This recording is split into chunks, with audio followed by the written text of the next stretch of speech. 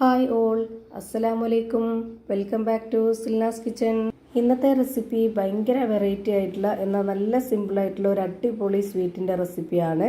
നേന്ത്രപ്പഴം കൊണ്ടാണ് ഇത് തയ്യാറാക്കി എടുത്തിട്ടുള്ളത്. നല്ല ടേസ്റ്റിയാണ്. കുട്ടികൾക്കും വലിയവർക്കൊക്കെ ഒരുപോലെ ഇഷ്ടമാവും. അപ്പോൾ ഇതെങ്ങനെയാണ് തയ്യാറാക്കുന്നതെന്ന് അറിയാനായിട്ട് വീഡിയോ സ്കിപ്പ് ചെയ്യാതെ മുഴുവനായിട്ടൊന്ന് കണ്ടു നോക്കണേ. റെസിപ്പിയിലോട്ട് കിടക്കുന്നതിന് മുമ്പായി സിൽനാസ് കിച്ചൺ ചാനൽ ആദ്യമായിട്ട് കാണുന്നവരാണെങ്കിൽ പ്ലീസ് ഒന്ന് സബ്സ്ക്രൈബ് ചെയ്തേക്കണേ. ഒപ്പം തന്നെ ഈ വീഡിയോസ് നിങ്ങൾക്ക് ഇഷ്ടപ്പെടുകയാണെങ്കിൽ ഒരു ലൈക്ക് ചെയ്ത് ഷെയർ ചെയ്ത് ഹൈപ്പ് ചെയ്ത് സപ്പോർട്ട് ചെയ്യാനും മറക്കരുത്. ഇനി നമുക്ക് ഇതെങ്ങനെയാണ് തയ്യാറാക്കുന്നതെന്ന് നോക്കാം. ഇതിനായിട്ട് ആദ്യം തന്നെ നല്ല പഴുത്ത 2 നേന്ത്രപ്പഴം എടുത്തിട്ടുണ്ട്. മീഡിയം പഴുപ്പായിരുന്നാലും കുഴപ്പമില്ല. ഇതുപോലെ നന്നായിട്ട് പഴുത്തു പോയതാണെങ്കിലും കുഴപ്പമൊന്നുമില്ല. ഇതുപോലെ നന്നായിട്ട് പഴുത്ത പഴത്തിൽ ചെയ്യുമ്പോഴാണ് ഒന്നുകൂടി ടേസ്റ്റായിട്ട് തോന്നിയിട്ടുള്ളത്. ഇനി ഈ പഴത്തിൻ്റെ 2 അറ്റവും ഒന്ന് കട്ട് ചെയ്ത് കൊടുക്കുന്നുണ്ട്. എന്നിട്ട് ഈ പഴം 2 ആയിട്ടൊന്ന് കട്ട് ചെയ്തെടുക്കാം. പിന്നെ ഇത് ആവിയിലൊന്ന് വേവിച്ചെടുക്കണം. അപ്പോൾ അതിന് വേണ്ടിയിട്ട് സ്റ്റവിലേക്ക് ഒരു പാനാണ് വെച്ച് കൊടുത്തിട്ടുള്ളത്. അതിലേക്ക് കുറച്ച് വെള്ളം ഒഴിച്ചു കൊടുത്തതിന് ശേഷം ഒരു റിങ് ഇറക്കി വെച്ചിട്ട് ഇടിയപ്പത്തിൻ്റെ ആ ഒരു അരിപ്പത്തട്ട് വെച്ച് കൊടുത്തതിന് ശേഷം അതിനുള്ളിലേക്ക് ഈ ഒരു പഴം വെച്ച് കൊടുക്കുക.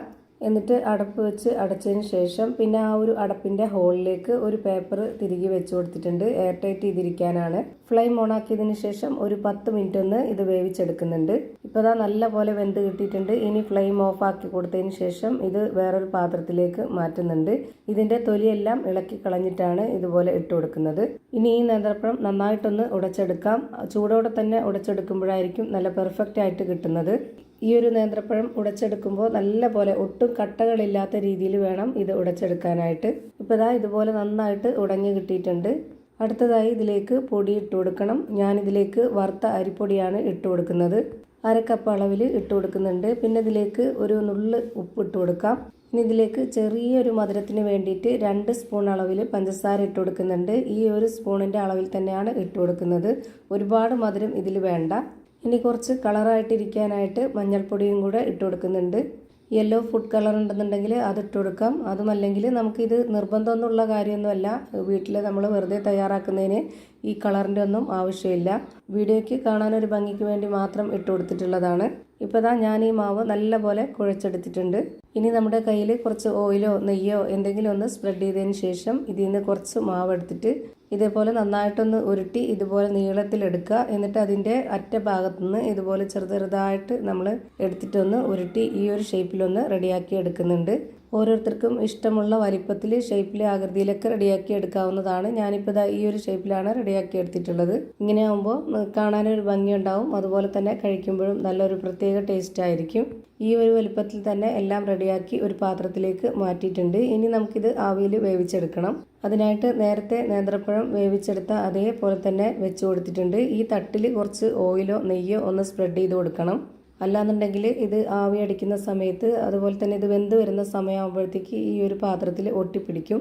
ഇപ്പോൾ ഞാനിതിലേക്ക് മുഴുവനായിട്ടും ഇട്ട് കൊടുത്തതിന് ശേഷം എല്ലാം ഒറ്റയായിട്ട് ഇട്ട് കൊടുത്തിട്ടുണ്ട്. അല്ലാന്നുണ്ടെങ്കിൽ ഒന്നിന് മുകളിൽ ഒന്നായിട്ട് ഒട്ടിപ്പിടിച്ച് വെന്ത് കിട്ടും. ഇനി ഇത് വെന്ത് വരട്ടെ. ആ ഒരു സമയം കൊണ്ട് ഞാൻ ഇതുപോലൊരു പാത്രം വെച്ച് കൊടുത്തിട്ടുണ്ട്. ഇതിലേക്ക് ഇനി 250 ml കപ്പിൻ്റെ അളവിൽ 3 കപ്പ് പശുവിൻ പാലാണ് ഒഴിച്ചു കൊടുക്കുന്നത്. ഒട്ടും തന്നെ വെള്ളം ചേർത്ത് കൊടുക്കാത്ത നല്ല കട്ടിയായിട്ടുള്ള പാലാണ്. ഈ ഒരു പശുവിൻ പാലിന് പകരം തേങ്ങാപ്പാൽ വേണമെന്നുണ്ടെങ്കിൽ അങ്ങനെയും ചെയ്യാം. ഇനി ഇതിലേക്ക് നല്ലൊരു മണത്തിന് വേണ്ടി ഒരു 5 ഏലക്ക തല്ലിയത് ഇട്ട് കൊടുത്തിട്ടുണ്ട്. ഇനി ഇതൊന്ന് നന്നായിട്ട് തിളച്ച് വരുന്നവരെ വെയിറ്റ് ചെയ്യണം. ഇപ്പോൾ അത് നല്ലപോലെ തിളച്ച് വന്നിട്ടുണ്ട്. ഈ ഒരു സമയമാകുമ്പോൾ നമുക്കൊന്ന് ലോ ഫ്ലെയിമിൽ ഇട്ട് കൊടുക്കാം. പാട കെട്ടാതിരിക്കാൻ വേണ്ടിയിട്ട് ഇതുപോലെ നന്നായിട്ടൊന്ന് ഇളക്കി കൊടുത്ത ശേഷം പിന്നെ ഇതിലേക്ക് നമുക്ക് ഇട്ട് കൊടുക്കേണ്ടത് റവയാണ്.